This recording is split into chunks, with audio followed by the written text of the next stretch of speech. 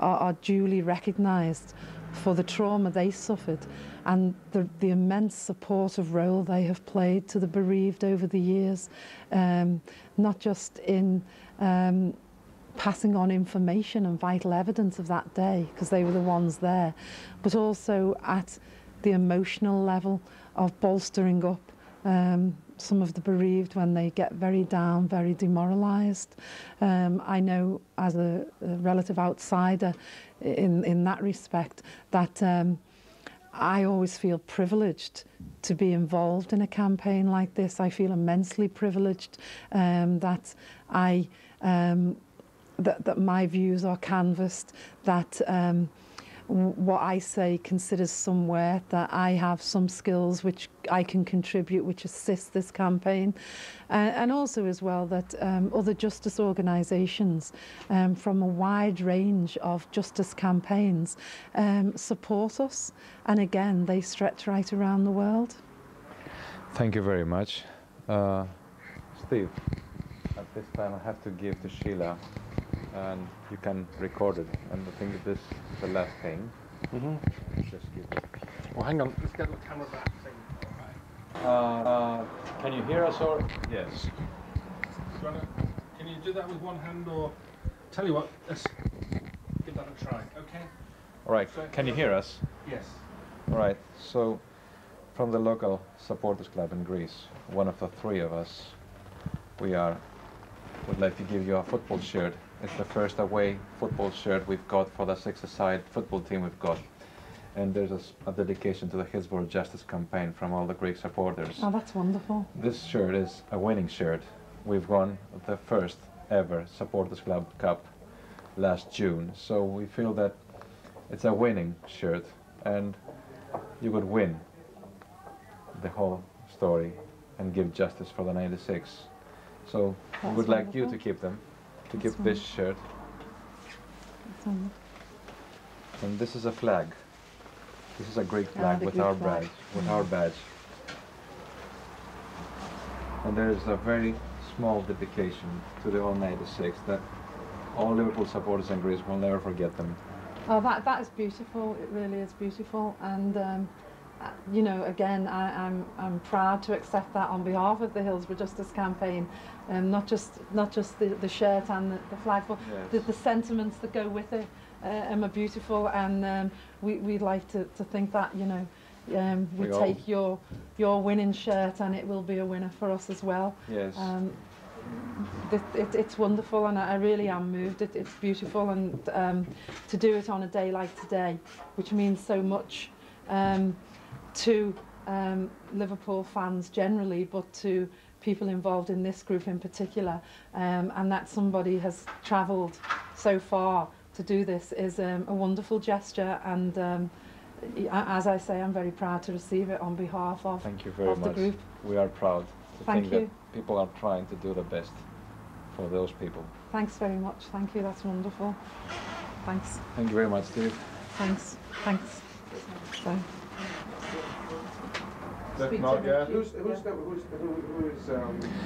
Μαζί μας έχουμε την κυρία Ann Williams. Η κυρία Williams είχε την δυστυχή εμπειρία να χάσει τον γιο της την ημέρα του δυστυχήματος στο Hillsborough. Θα μας πει δύο λόγια για αυτή την δυσάρεστη εμπειρία και για τη σημερινή του κατάληξη. Miss Ann, it's 15 years since Ken, your son, went to that game and he never came back. Would you like to say something about this? 15 years. He was only 15, and I've been fighting the system for 15 years. Legally, I've been stitched up in this country. I've been right through the system, and I've been trying to get a new inquest on him because of the 3:15 cut-off point, where they said that everybody was dead and brain dead by that time, that Kevin wasn't. He died at 4. But it is now due to a new European ruling that I can carry on with the fight for justice. So I'm hoping now to go back to the Attorney General in this country with new evidence, asking him to give the inquest on Kevin. And then if he refuses this time, I'll be able to take him for judicial review in this country So hopefully the truth of what really happened at Hillsborough will come out in the judicial review. What do you recall about this day? Just tell us whatever you feel to say. I think even this day, I think you remember every hour by the clock. Because I can remember when Hillsborough unfolded, we were actually watching it on the TV, and then we were ringing every hour, giving a description of Kevin, and you know, we just weren't getting any answers, or the line was jammed. I mean, I don't think we actually spoke to anybody till about 10 o'clock that evening, and in the end we got in cars and went down to Sheffield to look for him ourselves. Up to today, there is no justice for anybody. Do you feel that at the future you're going to win this situation and give justice for everybody? I'm hoping I'll win. I was so naive in the beginning when I took Kevin's case on. There's so much gone wrong in Kevin's case. I've got the highest forensic pathologists behind me over his injuries, that he was savable. If they'd just got oxygen on the pitch that day, Kevin would be alive today. I'm hopeful, but I'm fighting the system. So the only thing that's making me more hopeful this time, it's the European ruling.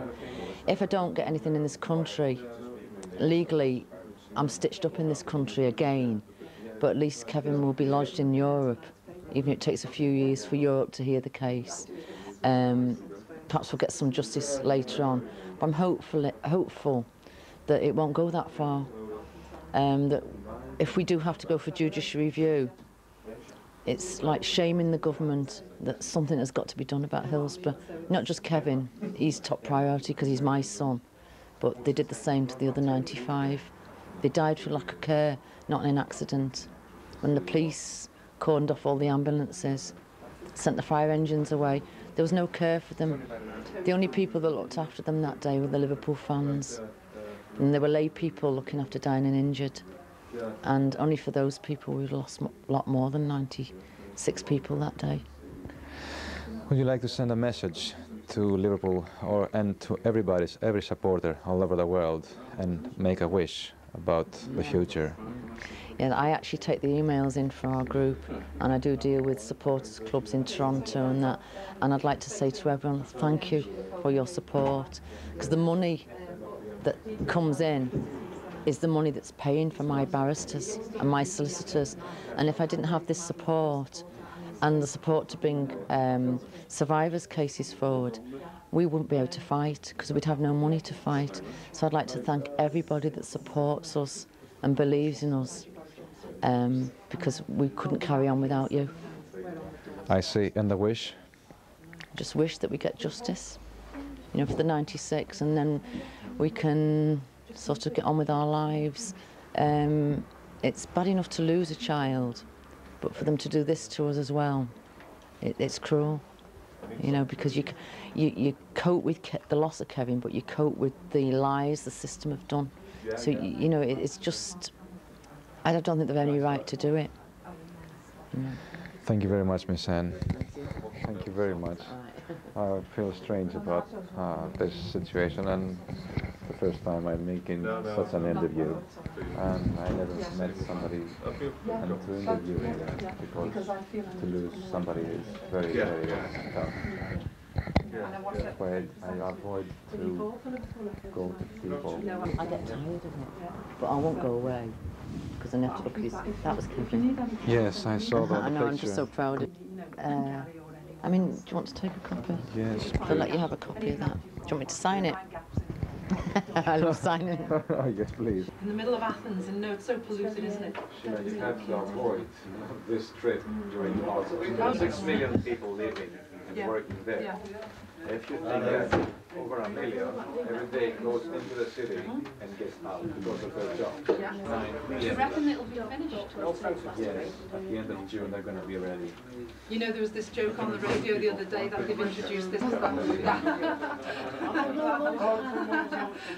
they made a lot. But they don't, you know, people, you know, it's Greek times. Yeah, but a lot of politicians were involved in the works, and some relatives of them.